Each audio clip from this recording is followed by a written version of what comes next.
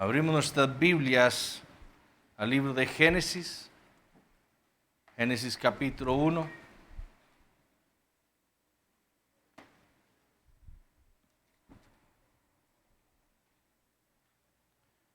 Vamos a leer a partir del versículo 31 hasta el versículo 3 del capítulo 2.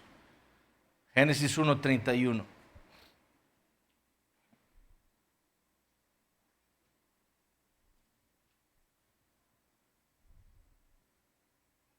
Amén.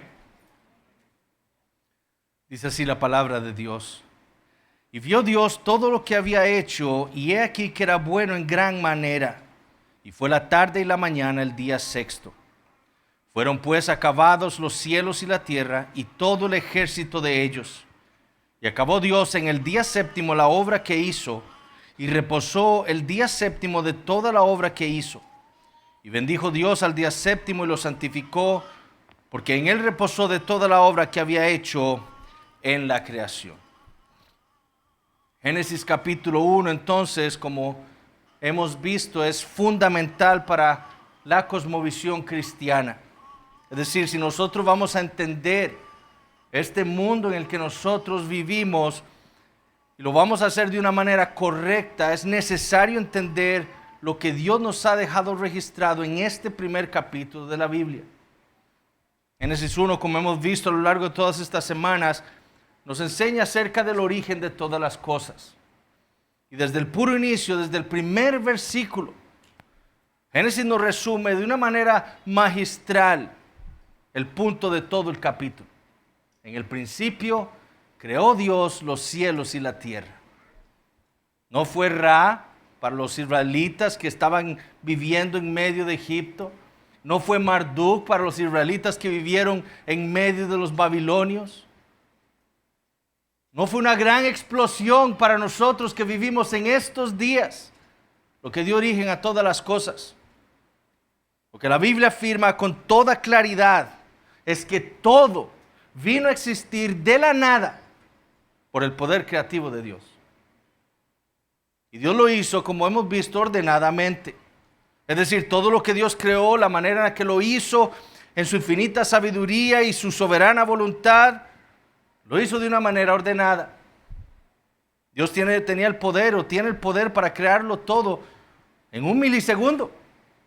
Dios pudo haber dicho que se cree todo y todo llegó a existir en un milisegundo. Dios lo pudo haber creado así. O pudo haber durado un segundo, un minuto, una hora, o una semana, o 30 días. Pero Dios decidió en su voluntad, como vamos a ver más adelante en esta serie, con un propósito, decidió crearlo todo en 6 días. Y 6 días, como hemos dicho, literales, de 24 horas. Primero, porque Dios había creado la tierra, como habíamos visto, inhabitable, es decir, rodeada de tinieblas, toda acuosa, rodeada de agua. Lo primero que Dios hizo fue crear la luz. Y con ella creó el tiempo, la mañana y la tarde. En el segundo día, como vimos, Él creó la atmósfera, algo esencial para la vida en la tierra. En el tercer día juntó las aguas y entonces así formó los mares, descubrió la tierra y la vistió de todo tipo de vegetación. También algo esencial para la vida en la tierra. En el cuarto día creó las lumbreras de los cielos, el sol, la luna, las estrellas, los planetas, todo lo que vemos. Lo creó con el propósito de dar luz a las tinieblas. En el día quinto creó a los animales marinos y todo tipo de aves según su género, según su especie. En el día sexto creó todo tipo de animales terrestres, ganado, fieras, animales rastreros. Pero el ápice o el punto más alto de la creación en el día sexto fue la creación del hombre. Lo que Génesis afirma es que Dios creó al hombre. El hombre no llegó a existir después de un proceso evolutivo de especies inferiores, como se nos dice ahora en las escuelas, en las universidades.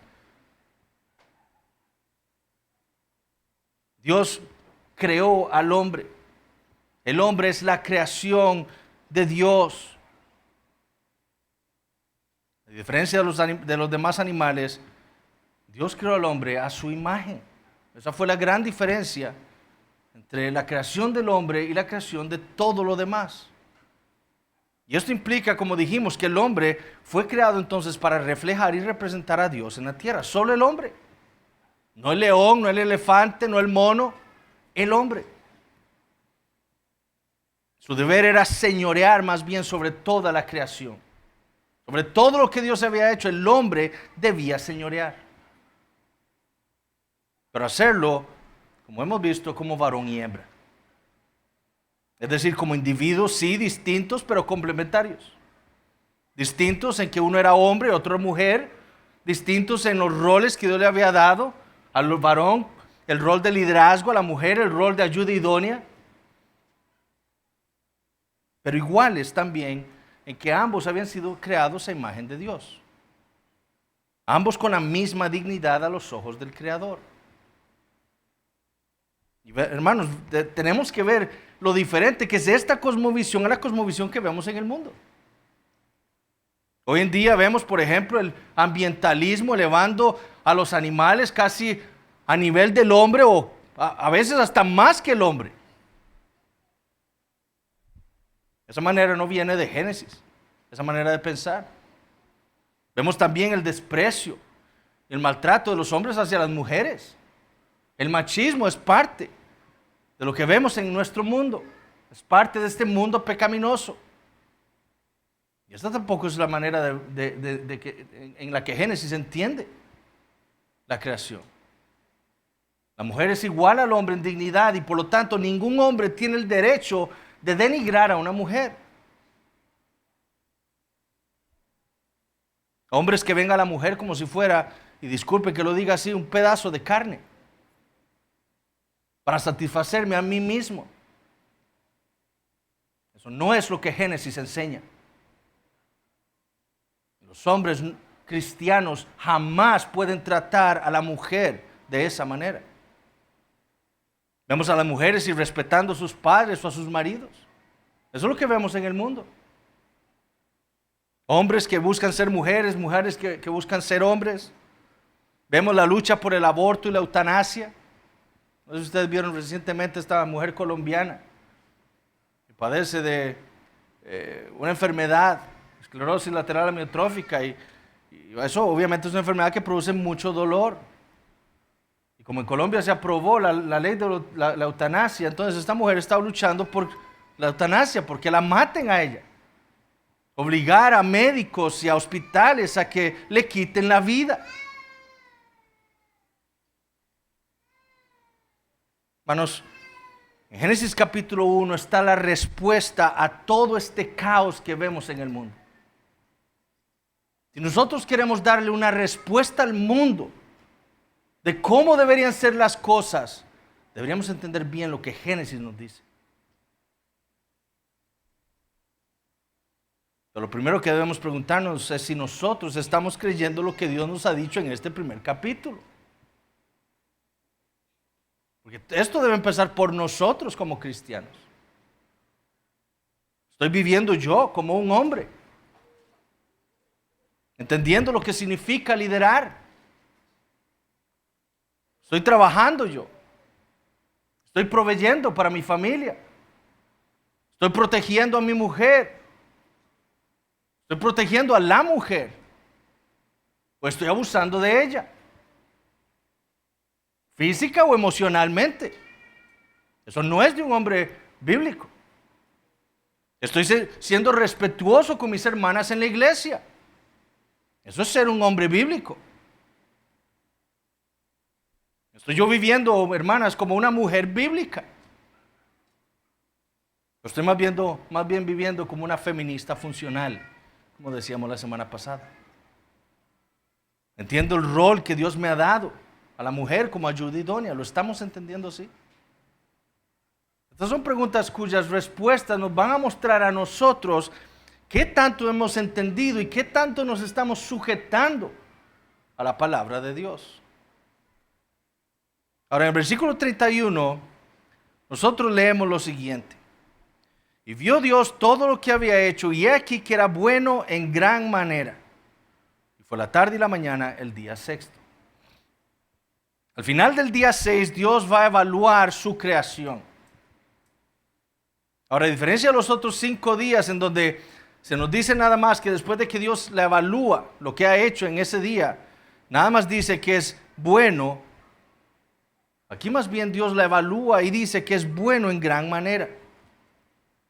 Y la pregunta que debemos hacernos es ¿por qué la diferencia? ¿Por qué no dice al final aquí del día 6 que todo era bueno, como el resto de los días?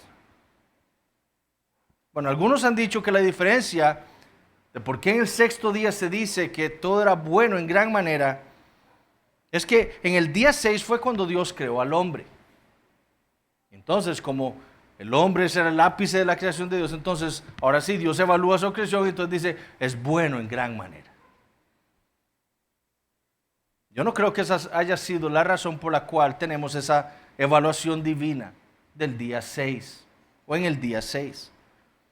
La razón por la cual creo yo Dios dio esa evaluación al final no fue por el hombre, sino para darnos a entender a nosotros que el acto creativo de Dios había llegado a su fin. Dios ya no iba a continuar creando nada más.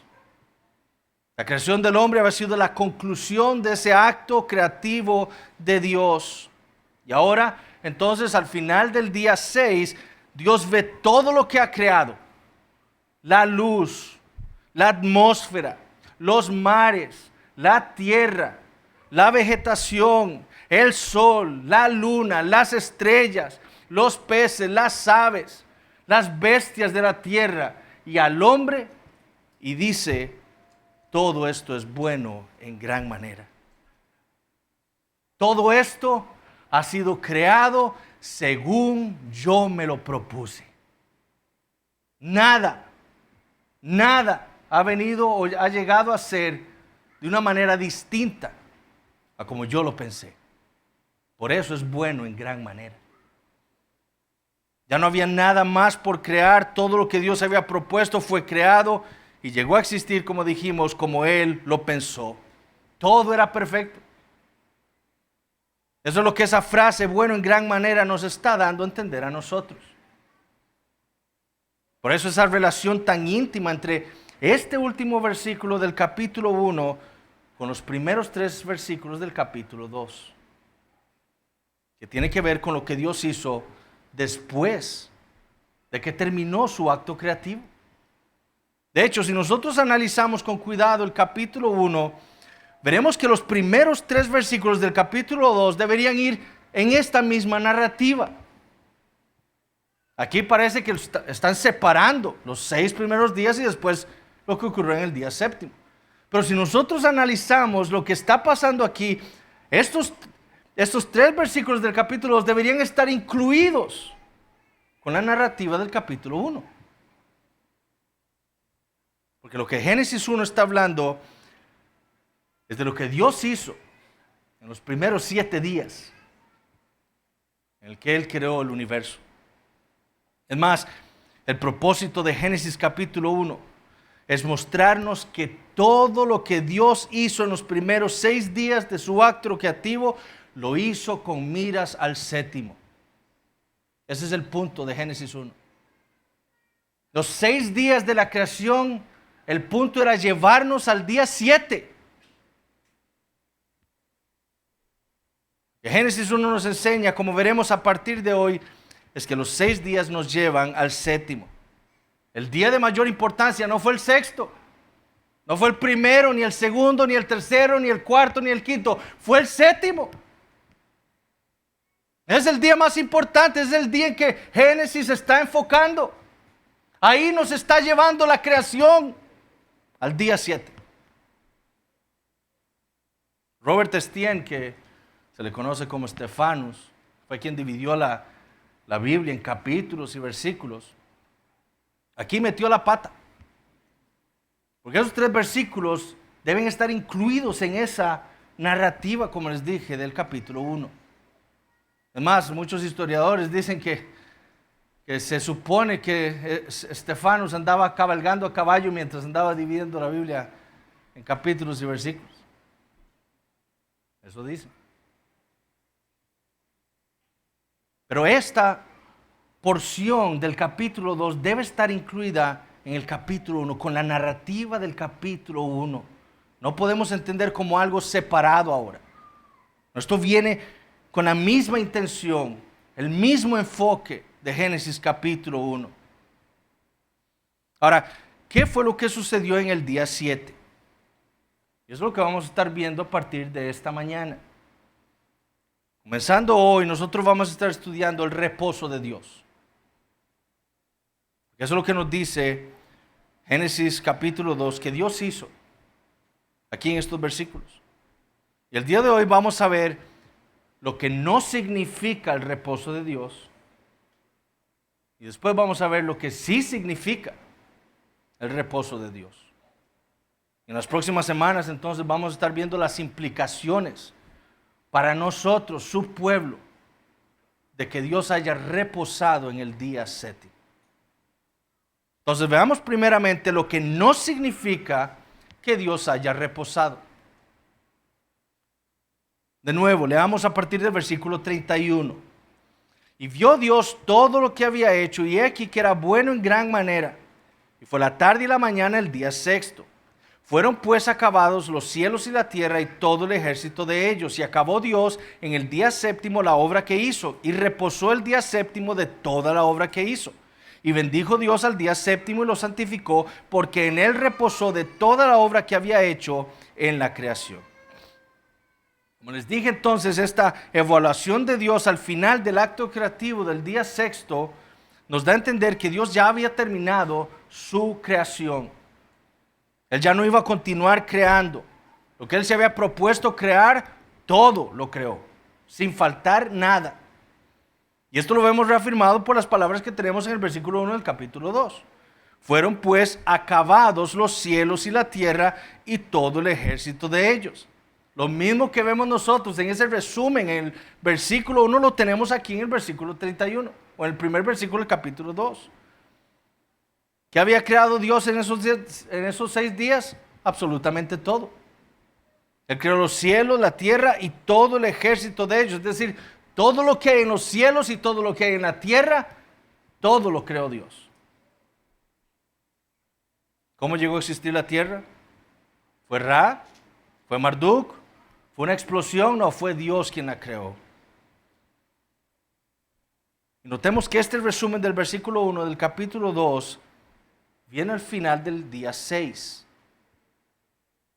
Es decir, Moisés, que está inspirado aquí por el Espíritu Santo, nos está diciendo que Dios creó todo en 6 días literales. Eso ya lo habíamos visto. Eso es lo que la mañana, la tarde y la mañana significa. Es decir, el día sexto es un día como los otros días. Es un día literal de 24 horas. Ahora, noten que hay un problema con la traducción que tenemos nosotros en la Reina Valera.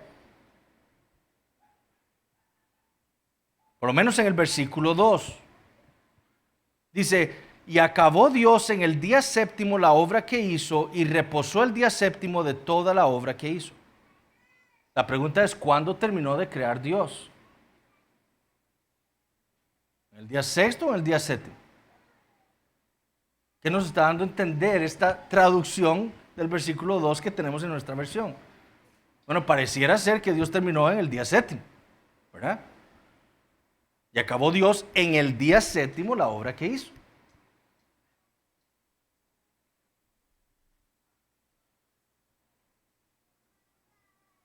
Esa traducción no es tan fiel al original.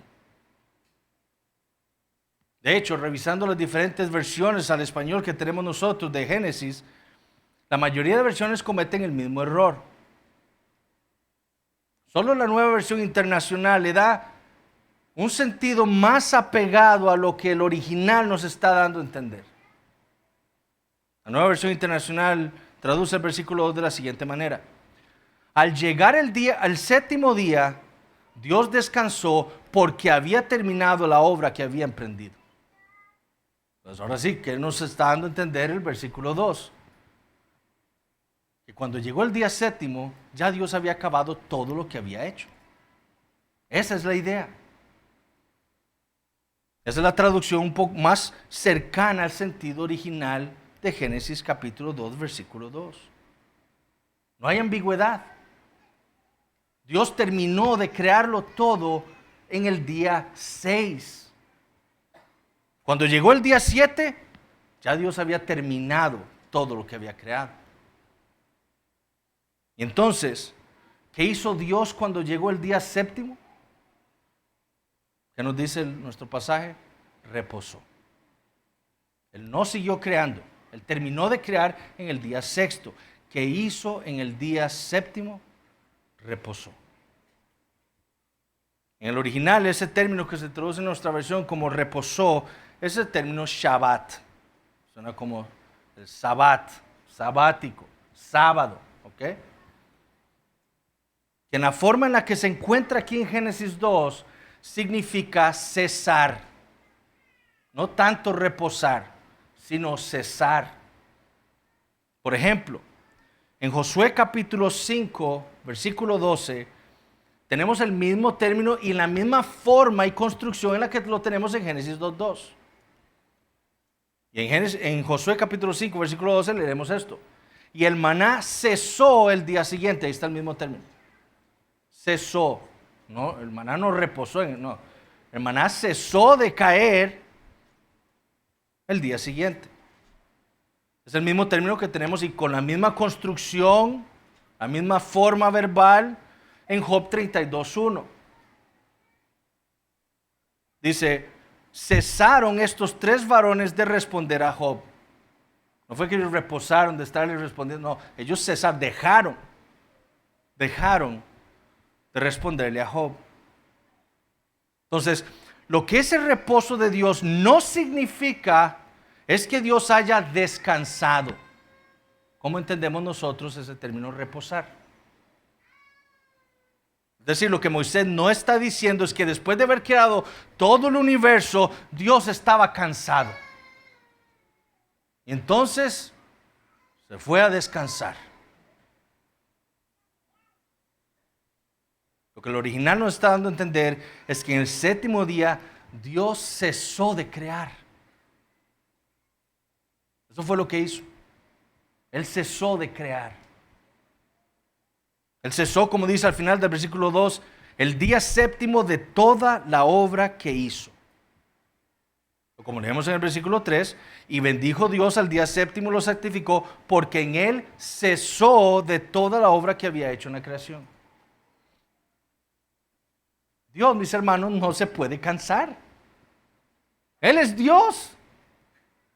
Él es el Todopoderoso. Ese reposo de Dios entonces no lo podemos entender como un descanso. El día séptimo Dios no descansó, Él cesó de crear. Como escribió Ken Hughes, la omnipotencia no necesita descanso. ¿Cómo es que el Dios que es el Todopoderoso se va a cansar? Porque sin importar la cantidad de poder que se origina de Él, su poder no se depleta en lo más mínimo. Su poder creador omnipotente es infinito. Dios no necesita un descanso. Por el contrario, por ejemplo, el Enuma Elish que yo les he hablado, que es la historia de la creación babilónica, más bien esa dice que los dioses tuvieron que crear al hombre para que el hombre pudiera encargarse de la tierra para que ellos pudieran descansar. Porque eso es lo que hacen los dioses falsos. Pero el Dios verdadero no se cansa. Él no necesita descansar. Porque Él es todopoderoso. De hecho, como dijo Calvino, si Dios retrajera su mano tan solo un poco, todas las cosas perecerían inmediatamente y todo se disolvería a la nada.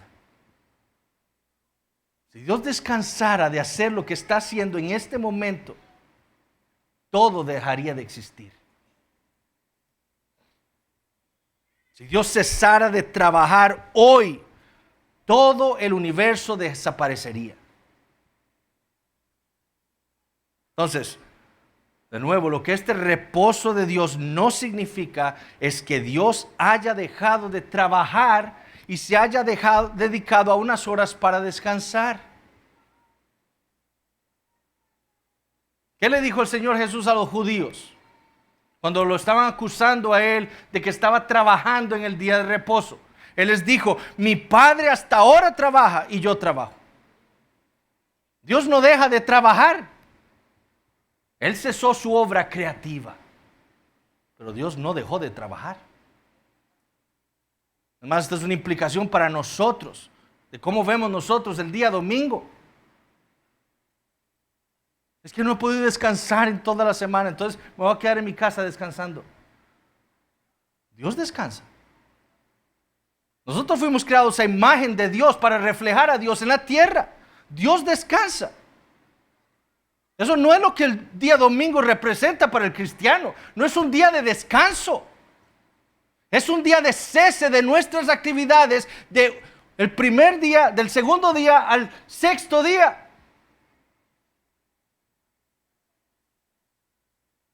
Nosotros no descansamos. Además, el día domingo es probablemente uno de los días más cansados físicamente. El descanso es espiritual, pero eso lo veremos después. Entonces, una vez más, a pesar de que muchos quieran pensar que el séptimo día fue para Dios un día de descanso porque estaba fatigado, simplemente lo que se nos está diciendo aquí es que Dios nada más cesó su acto creativo. En su obra providencial, Dios continúa, como dice nuestra confesión, sosteniendo, dirigiendo, disponiendo y gobernando todas las cosas, desde la más grande hasta la más pequeña. Dios pasó, como dijo Richard Barcelos, de crear a sostener lo que había creado. De su obra de creación a su obra de providencia.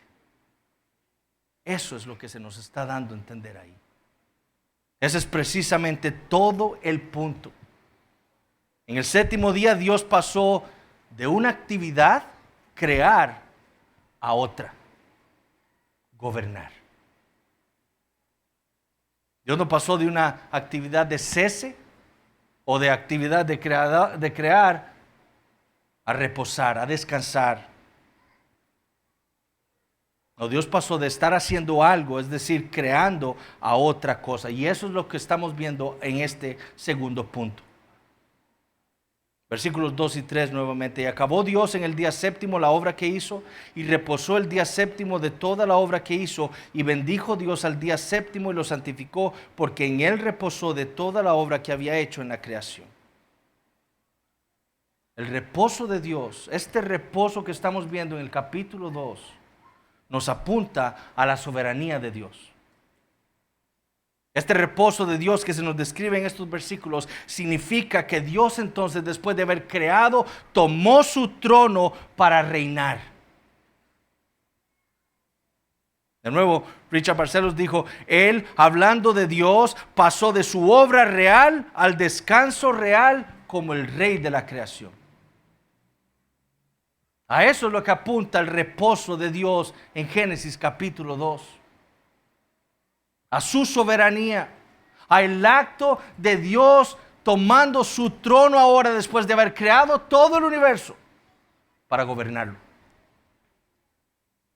En las Escrituras, la soberanía de Dios y el reposo están íntimamente ligados. Nosotros vamos, por ejemplo, al Salmo 132 y les invito a ir al Salmo 132.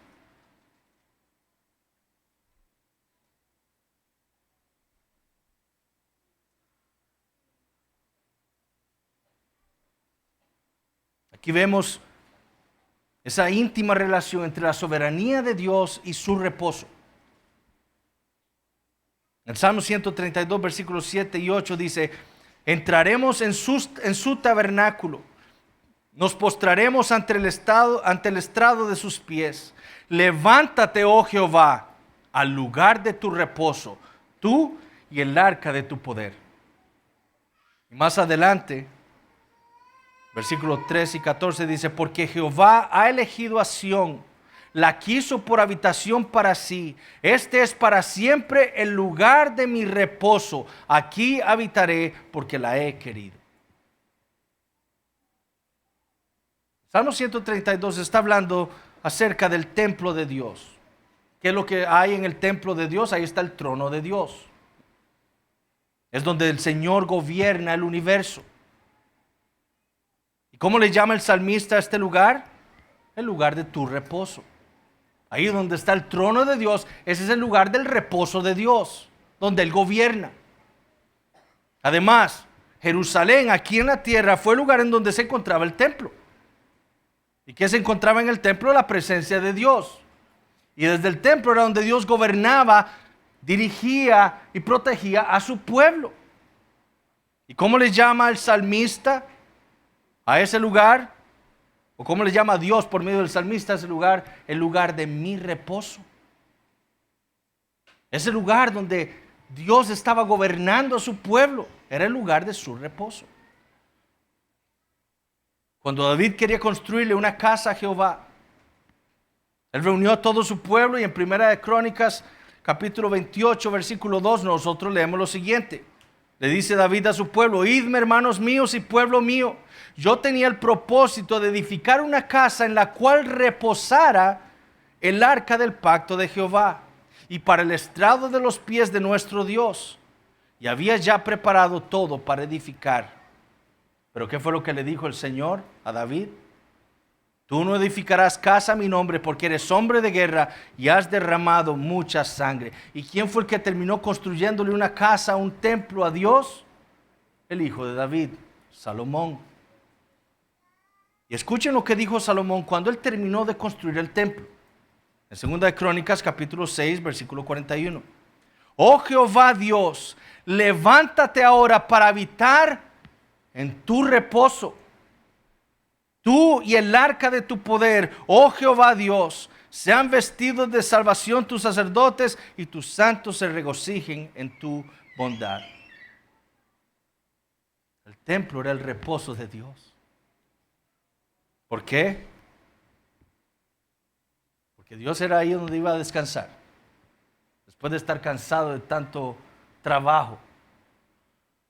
Porque era ahí donde dormía. No. El templo era el lugar del reposo de Dios, porque era allí desde donde Dios gobernaba a su pueblo. Ese reposo entonces de Dios en Génesis capítulo 2 representaba la soberanía de Dios sobre todo lo creado. Como escribió Barcelos, el reposo del Creador indica la finalización de la tierra como el templo de Dios y el anuncio de su entronamiento sobre ella como rey.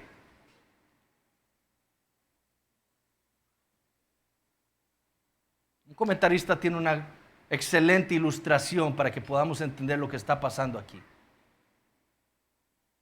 Dios ha terminado de crear el universo y ahora entra en su reposo. Y lo que yo les estoy diciendo es que ese reposo lo que está significando es que Dios entonces, después de haberlo creado todo, se ha dedicado ahora a gobernar todo lo que ha creado. Ahora un comentarista tiene esta ilustración. Imaginemos a un candidato a la presidencia de nuestro país. Por meses pasa trabajando, haciendo publicidad, hablando con personas para ganar votos. Cuando gana la presidencia, ¿qué es lo que hace? Bueno, va y toma asiento en la casa presidencial. ¿Para qué? Para gobernar el país. Él ya dejó de hacer lo que estaba haciendo antes. Y ahora se sienta en la casa presidencial para gobernar. Eso es lo que está pasando aquí. Dios ha creado todo.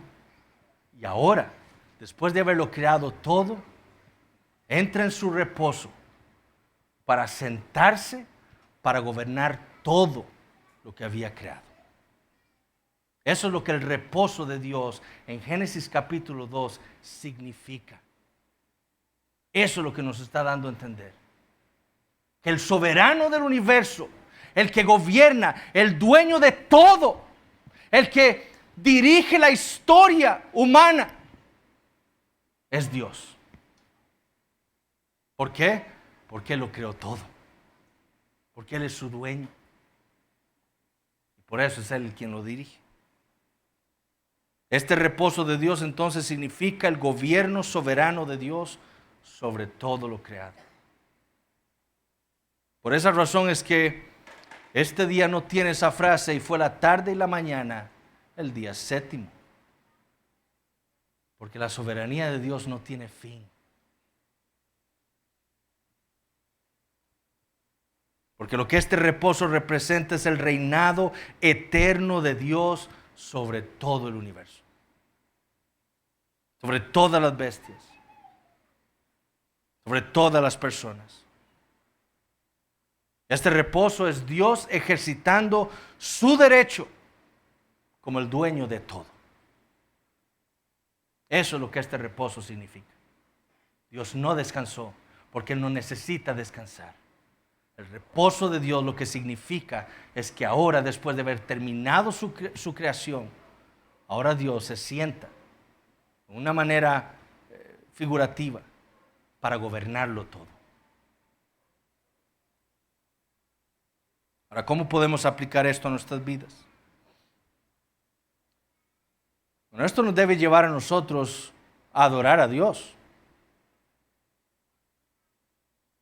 Lo primero que hacemos nosotros cuando llegamos a Génesis capítulo 2 es querer saber qué significa el día de reposo. Si está aún vigente para el cristiano. Y si está vigente, entonces, ¿cómo es que nosotros lo debemos guardar? Eso es lo primero que se nos ocurre. Las primeras preguntas que tenemos. Lo que hemos visto esta mañana, nosotros no podemos dejar pasar esta verdad que vemos nosotros en los primeros 2 versículos del capítulo 2. Dios acabó su obra. No le faltó nada. A diferencia de nosotros, Dios siempre termina lo que se propone hacer. Siempre. La razón de esta diferencia entre Dios y nosotros es que Dios es Dios. Él sí tiene la sabiduría para terminar lo que se ha propuesto. Nosotros no. ¿Cuántas veces nosotros no dejamos algo pendiente porque no sabemos cómo seguir? Pues somos ignorantes, pero eso no pasa con Dios. Todo lo que Dios se propone se lo termina porque Él es infinitamente sabio. ¿Cuántas veces nosotros dejamos cosas sin terminar porque no tenemos el poder para terminarlas? Eso no pasa con Dios. Porque Él es el Todopoderoso. Él sí tiene el poder para terminar todo lo que se ha propuesto hacer.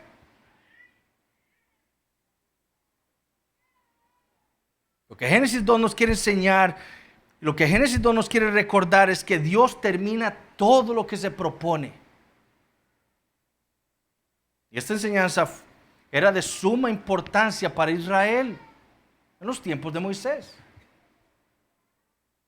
Dios quería a Israel que Israel entendiera, que Él finalizaba todo lo que se proponía. ¿Y por qué razón esto era tan importante para Israel? Bueno, porque Dios le había hecho muchas promesas a Israel. Y le continuaría después de Moisés haciendo más promesas a Israel. Él le había prometido un hijo a Eva que destruiría a la serpiente. Le había prometido un hijo a Abraham por medio del cual él bendeciría a las naciones. Le había prometido a Israel una tierra. Le había prometido a David un descendiente que se sentaría en su trono eternamente y para siempre. ¿Qué debía haber aprendido Israel entonces de esa realidad que vemos aquí en Génesis capítulo 2, de que Dios terminó su obra creativa? Esto, que Dios iba a cumplir todo lo que les había prometido. Sin falta.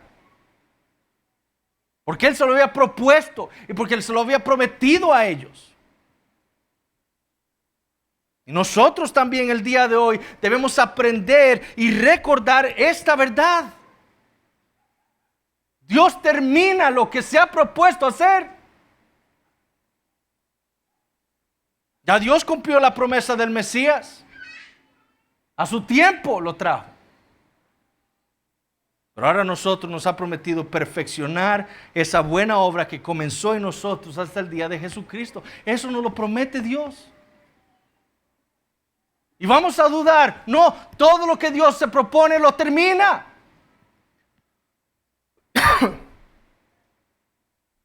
Él prometió darnos una herencia con Cristo. ¿Nos lo va a dar? Por supuesto que sí. Todo lo que Dios se propone lo cumple y lo termina. Dios prometió que ninguna cosa creada nos va a separar del amor de Dios en Cristo Jesús. ¿Vamos a dudar de esa promesa? No. Que Dios cumple. Dios prometió cuidarnos en medio de las tribulaciones y persecuciones. Ahora, como leímos ahora en Apocalipsis 11, Dios no nos ha prometido que no vamos a morir quizás.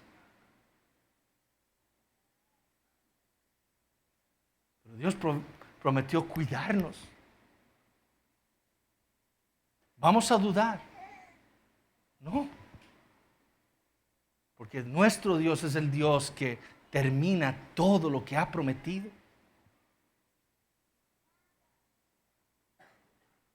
Dios nos prometió la gloria con Él por la eternidad. ¿Vamos a dudar? No. Porque nuestro Dios, el Dios de Génesis 2, que entró en su reposo, es el Dios que termina todo lo que se ha propuesto hacer. No hay nada que pueda impedir que Dios cumpla las promesas que le ha hecho a su pueblo. Nada ni nadie podrá hacer eso. Porque nuestro Dios es Dios. Génesis 2, 1 al 3 nos debe llevar entonces a adorar a ese Dios que tiene el poder para cumplir todas sus promesas. Y el día de reposo, este día domingo, es el día en que todo cristiano se reúne públicamente con el pueblo de Dios para encontrarse con ese Dios que termina todo lo que se ha propuesto hacer. Aquí estamos nosotros reunidos para encontrarnos con este Dios.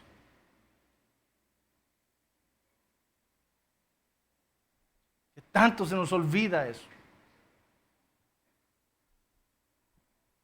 Pero también lo que hemos visto en esta mañana nos debe llevar a entender nuestra necesidad de adorar a Dios por su soberanía. Por eso es que le decía que el día más importante de la narrativa de la creación es el séptimo día. Génesis 1 tiene que ver con ese reposo de Dios, con su soberanía, con su gobierno del mundo, del universo que Él ha creado. Por esa razón es que nosotros estamos aquí. Por eso es que los creyentes también se reúnen cada domingo para celebrar y adorar al Dios soberano del universo. Nosotros estamos aquí porque queremos decirle al mundo: yo no soy soberano sobre mi vida, Dios es mi soberano. Él es el creador de todo. Y como soberano, como veremos en las próximas semanas, Él le ha dado a su pueblo un día para que deje de hacer todo lo que hacen de lunes a sábado y se reúna con su pueblo para adorarle a Él. ¿Qué es lo que cantamos hoy? Hay un día de reposo.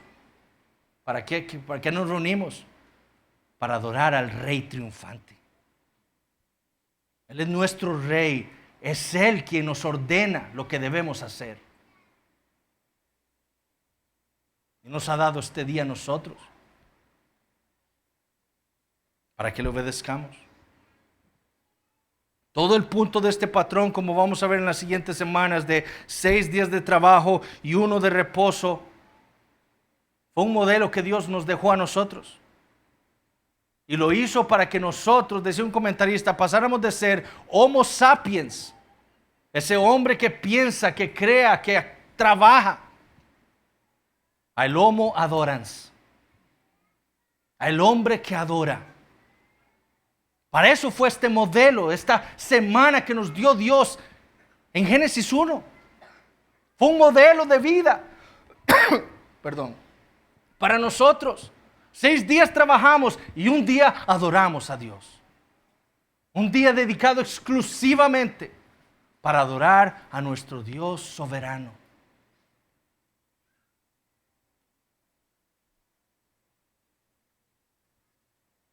Algunos aquí han venido ansiosos el día de hoy por distintas cosas que están pasando en sus vidas. ¿Qué nos recuerda hoy Dios a nosotros? Yo soy soberano. No esté ansioso.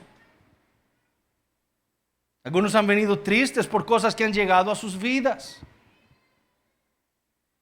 Hermanos, ¿qué nos recuerda Dios hoy a nosotros? Yo soy soberano. No se angustie. Todo está bajo mi control.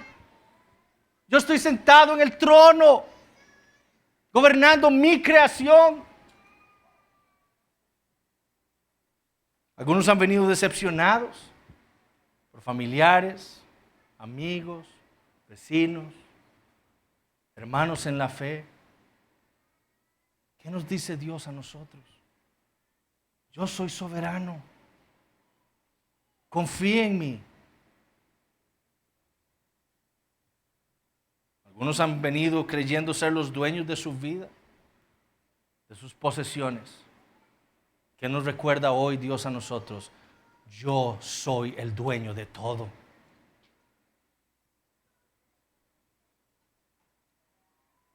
Algún padre o alguna madre estarán aquí hoy luchando con hijos rebeldes.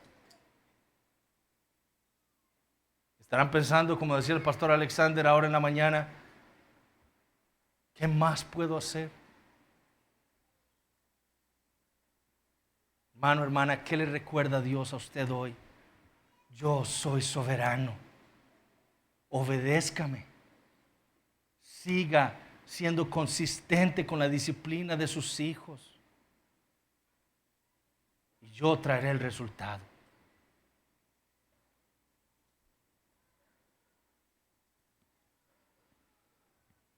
Este es nuestro Dios. Este es nuestro maravilloso Dios. Pero qué triste que le apreciemos tan poco. Qué triste que prefiramos tanto las cosas de este mundo, los tesoros mundanos, antes que estar aquí con el pueblo de Dios, adorando a este Dios. Que el Señor nos perdone por la manera en la que nosotros tratamos este día. Que nos perdone por nuestro mal entendimiento. Es nuestro mal entendimiento, es nuestro pecado lo que nos hace tratar tan mal el día domingo. Que nos perdone por estar haciendo nuestra voluntad y no la voluntad del Dios soberano del universo.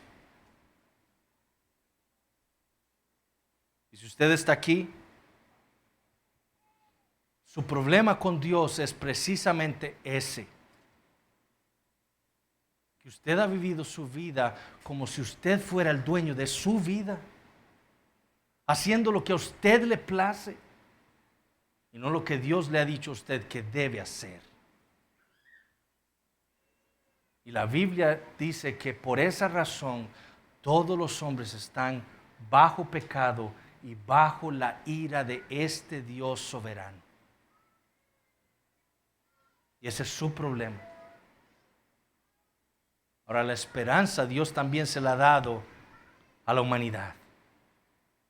Y esa esperanza está en Cristo Jesús. Nada más. Él vino a hacer la voluntad de su Padre a la perfección.